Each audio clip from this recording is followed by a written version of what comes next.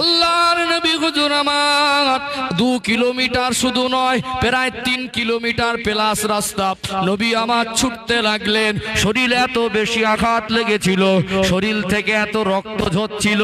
আল্লাহ নবী একটা পর্যায়ে আর দাঁড়াবার মতো ক্ষমতা নাই, আর ছুটবার মতো ক্ষমতা নাই।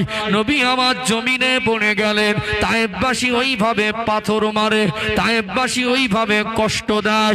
ও ভাইজানেরা, সোনার মানিক যুবকেরা, আব্বারা মায়েরা, আল্লাহ নবী মনে করেন আর কথাবার্তারা বলছেন না, সেন্সলেস হয়ে গেলেন, হুজুর বেহুশ হয়ে গেলেন। আল্লাহ নবীকে ওইভাবে পাথর মেরে মেরে তায়েববাসী মনে করে মারা গেছে। এবারে তারা পিছু হটলো। আল্লাহ নবীর সাহাবী হযরত যায়েদ ইবনে হারেসা রাদিয়াল্লাহু আনহু আল্লাহ নবীকে টেনে টেনে একটা আঙুর বাগানের ভিতরে নিয়ে গেলেন।